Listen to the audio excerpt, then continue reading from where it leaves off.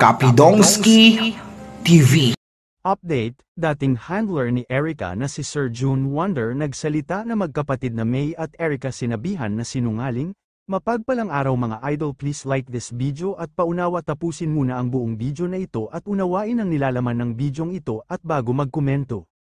Shout out sa lahat ng mga organic supporters ng Team Kalingap lalo na kay Sir RP Max Vlog, my twin Phil Italian family at kay Mami Lydia Nabide, salamat po sa lahat ng tulong niyo po sa akin. Grabe pala ang samahan dati ng handler ni Erica at May na si Sir June. Ayon nga sa kanyang statement na nilabas, ayaw niya sanang magsalita dahil tinitreasure niya pa ang samahan nila dati ni Erica at ang pamilya, pero hindi niya akalain na biglang nagbago ang pakikitungo ni Erica at May sa kanya. Dito nga nilabas ni Sir June ang tunay na ugali ng magkakapatid. Noong una napakabait raw ng mga batang ito pero hindi niya akalain na ito pala ang mga ugali nila.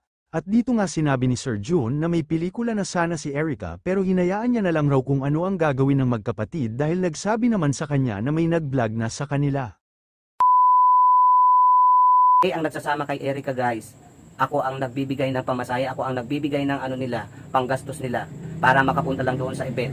Hindi si May nagbitaw ng pera kay Erica, ako ang nagbibigay ng pera sa magkapatid para lang makapunta doon sa event. Lahat ng expenses nun nasa Manila, lahat ng event ni Erica, ako ang gumagastos lahat kay Erica at saka kay May. So ngayon, nung time na yun, wala naman talaga akong problema sa dalawang magkapatid na yan. Ito lang, nung nakapasok na kay Kalingap Rab, doon na talaga nadaan, nakakalagkad yung pangalan ko, lalong-lalo na nung si Erica, nalaman na sabi may handler na raw, may manager na daw kasi ibinablog na, tapos si Erica nagsisinungaling. Sinungaling si Erica, hindi nagsasabi ng totoo. So ngayon guys, sa akin walang problema yun. Ayaw kong lumabas nun.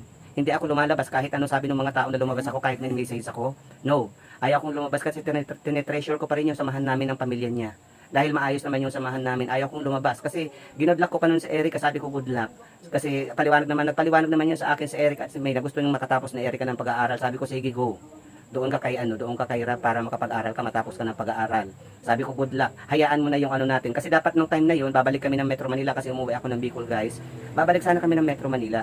Kasi nakabook na yan si Erica for one movie. May pelikula na yan. Pero, nung time nga na yun, is nakilala niya na si Kalingap Rab. Siguro si Kalingap Rab is famous. Nandun na siya sa Kalingap. Kaya hindi na niya ipagsasapalaran yung, yung future niya ulit doon sa pagkikipagsapalaran ulit namin doon sa Manila. So hindi ko na siya inaya guys. Hindi ko na siya inaya noon. Nirespeto ko desisyon nila at binudlak ko pa siya. Sabi ko good luck sa iyo Erica. Sana magtagumpay ka. Sana ayusin mo, magtapos ka ng pag-aaral. Marami pa akong mga binitawang salita magaganda sa kanila guys. Kaya kahit anong palabas sa akin nung time na pinapalabas na ako, kasi nga nalaman na naibilanag ko na yan sa Erica, hindi ako lumalabas guys.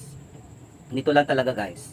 Ito lang gusto ko na lang talagang ipaliwanag ang side ko na para klaro sa inyong lahat. Kasi ilalabas ko naman talaga, nag-comment lang ako, oo guys, totoo naman yung comment ko doon, nag-comment talaga ako doon. Talagang ganoon naman talaga yung pananaw ko kay May, lahat tayo may pananaw guys. May pananaw tayo sa isang tao, lalo na kapag yung yung tao is di mo naman may nakakikita kang kakaiba sa niya, kakaiba sa kilos niya. Hindi ko guys mapi-place kasi yun yung pagkakakilala ko kay May. Na talagang hindi siya magpapatalo kahit na kanino. Dahil talagang matapang si May. And yes, kung sinabi kong sunod-sunuran, dahil yun naman yung nakikita ko guys. Minsan pagka wala ako doon at pinapasama ko sa kanila, minsan nga hindi na sila nagpapaalam. Hindi nga sila nagpapaalam na nagbubok sila. Sabi ko hindi pwede, huwag kayo magbubok.